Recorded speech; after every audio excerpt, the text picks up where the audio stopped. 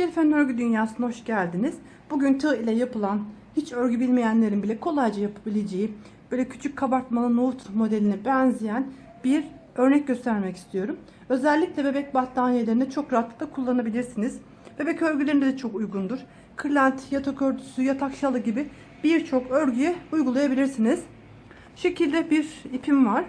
İpim biraz kalın olduğu için kullandığım tığ numarası da kalın. 3 milimlik tığ kullanıyorum. Öncelikle kullanmak istediğiniz örgüye uygun şekilde zincir çekerek örgüye başlıyoruz.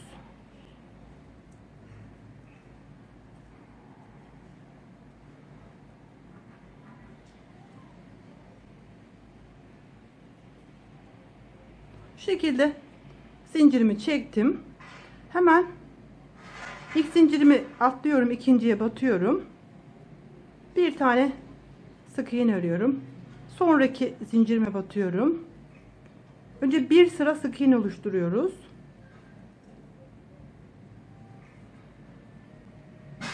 Çok sıkı sıkıya örmeyin. Normal bir gevşeklikte örün.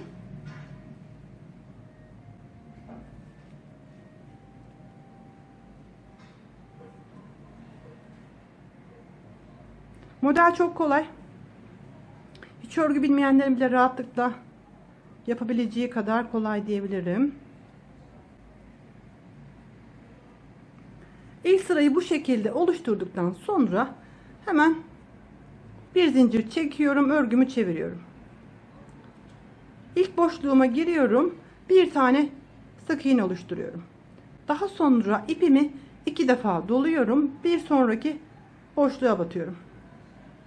Buradan aldığım ilmeği 2 şeklinde 3 defa da kapatıyorum. Böyle üçlü bir trabzan elde ettim. Sonra hemen yanına batarak bir tane sık iğne yapıyorum. Tekrar ipimi çift doluyorum. Şu anda örgümün arka yüzündeyim. İkinci sıradayım. 2 kere doladıktan sonra bir sonraki boşluğa battım. İlmeklerimi ikişerli olarak kapatıyorum. 3 defa da kapattım.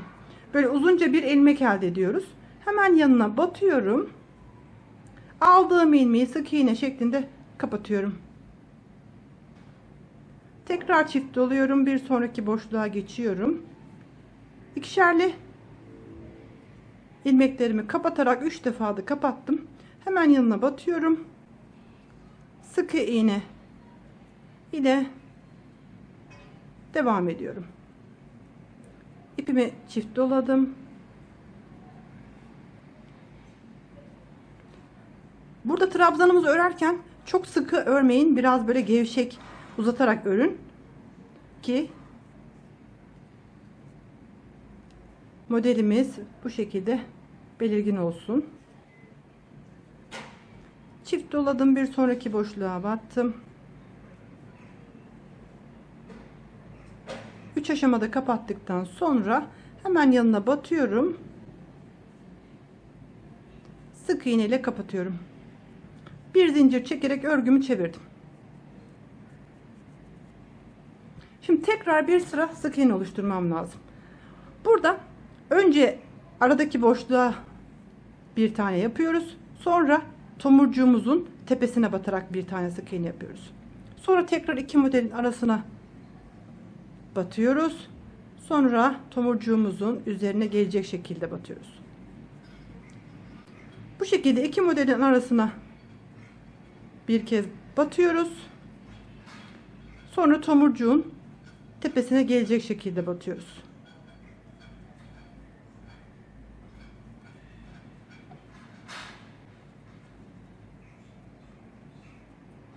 Son kez bir tane sık iğne yaparak sıramı tamamladım.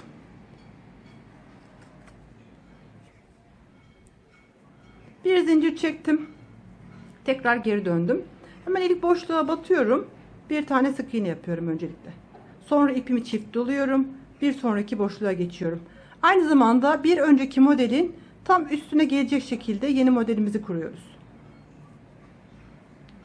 2 2 2 ilmek şeklinde kapatıyorum.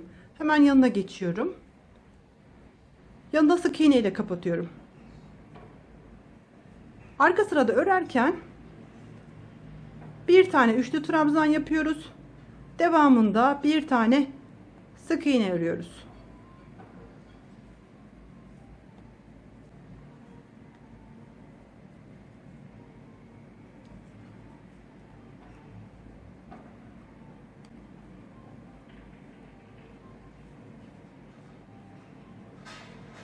Her türlü kalınlıkta ipe uygundur. Alizangora iplerle çalışarak etol şal yapabilirsiniz.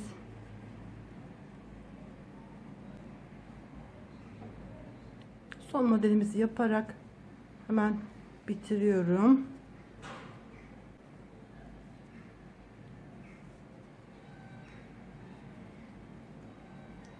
Bir zincir çekerek dönüyoruz ve bir tane modelin arasına bir tane üzerine gelecek şekilde devam ediyoruz. Hemen isterseniz onu bir kez daha görelim.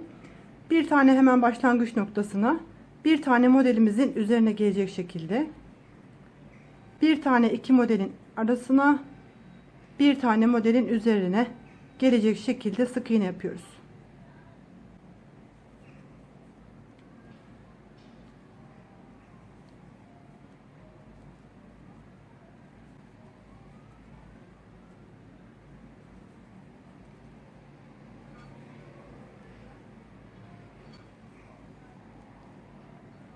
En son kenar kısmına bir tane sık iğne yaparak sıramızı tamamladık.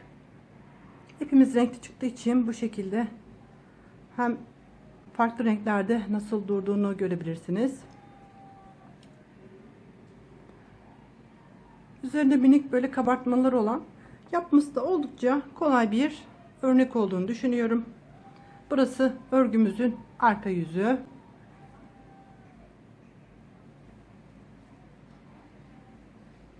Yapmayı düşünen herkese kolay gelsin.